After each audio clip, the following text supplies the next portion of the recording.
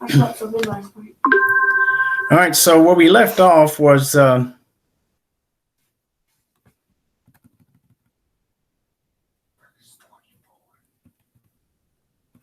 yeah, but see, my brain's just not working. I can't even remember what we did yesterday. It was about John, and he started fighting these. I don't know what they're called. Philistines, and he was fighting them, and Saul was like, "I'm gonna stay back, get the ark."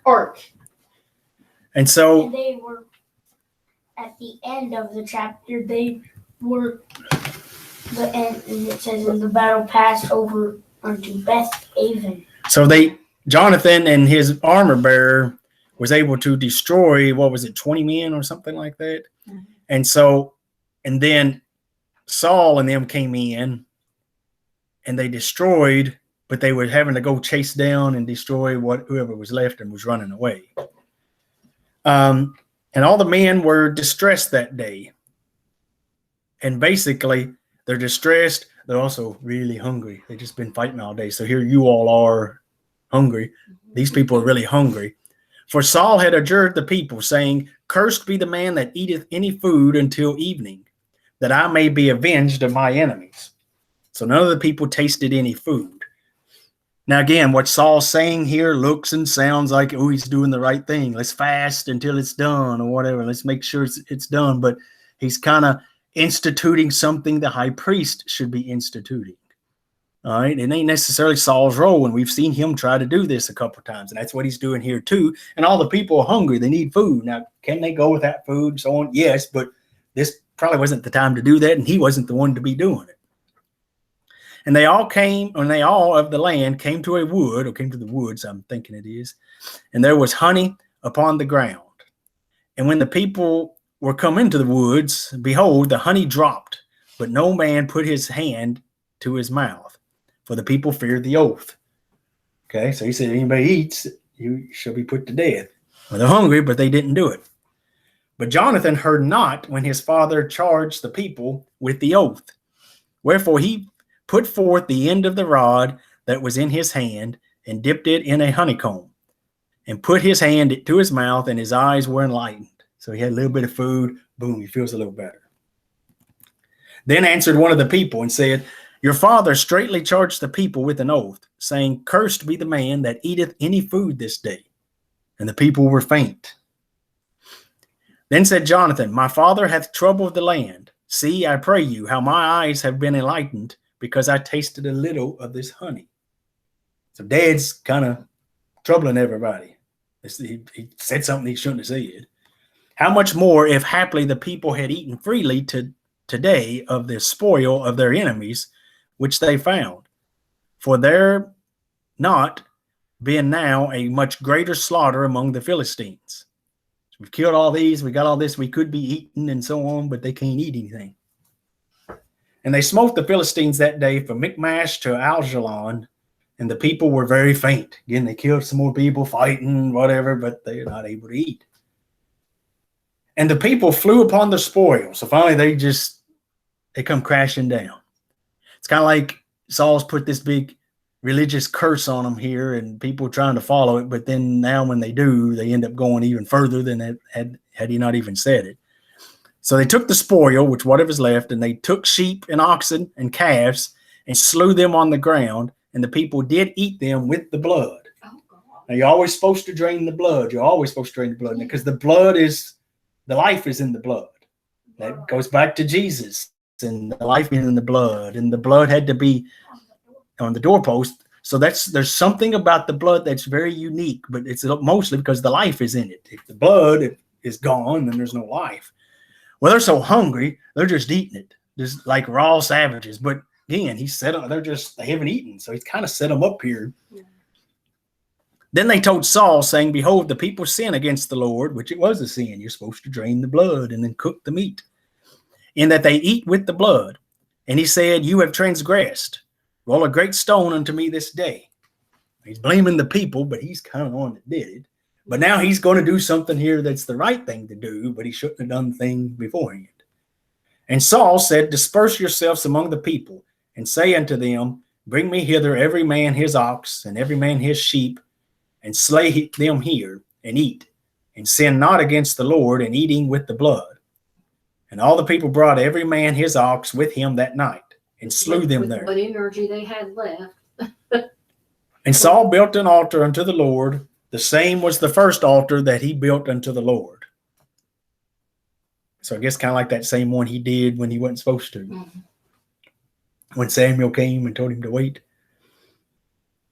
And Saul said, Let us go down after the Philistines by night, and spoil them until the morning light, and let us not leave a man of them. And they said, Do whatever seemeth good to thee. Then said the priest, Let us draw near hither unto God. And Saul asked the counsel of God, Shall I go down after the Philistines? Wilt thou deliver them into the hand of Israel? But he answered him not that day. And Saul said, Draw ye hither all the chief of the people, and know and see wherein this sin hath been this day. So let's figure out who sinned, who did the wrong thing, to see why God hasn't answered us to go on after them. For as the Lord liveth, which saveth Israel, though it be in Jonathan my son, he shall surely die. But there was not a man among all the people that answered him. Probably because they know it was Jonathan that broke the oath. Then said he unto all Israel, Be ye on one side, and I and Jonathan my son will be on the other side. And the people said unto Saul, Do what seemeth good unto thee. Therefore Saul said unto the Lord, God of Israel, Give a perfect lot. And Saul and Jonathan were taken, but the people escaped. So they've narrowed it down to Saul and Jonathan are the ones that did wrong. Again, like a tournament, we're just going to narrow it down. Well, they've narrowed it down to 2 right there real quick. And Saul said, Cast lots between me and Jonathan, my son.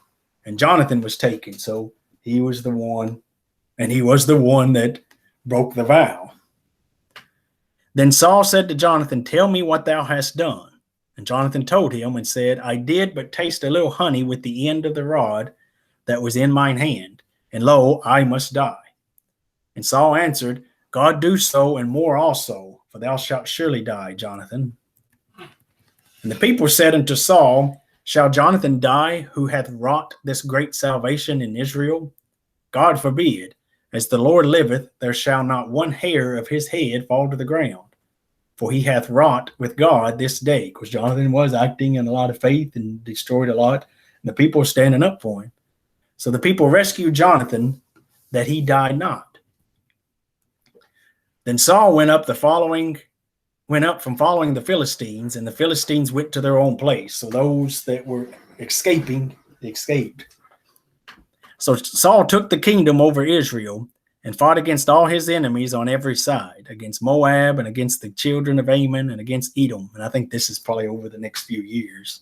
And against the kings of Zobah and against the Philistines. And whithersoever he turned himself, he vexed them. And he gathered an host and smote the Amalekites and delivered Israel out of the hands of them that spoiled them. Now the sons of Saul were Jonathan and Ishui and Melchishua, and the names of his 2 daughters were these, the name of the firstborn Merib, and the name of the younger Michael.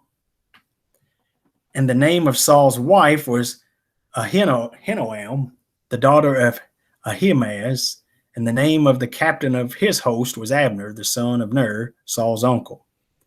And Kish was the father of Saul, and Ner, the father of Abner, was the son of Abiel. And there was sore war against the Philistines all the days of Saul.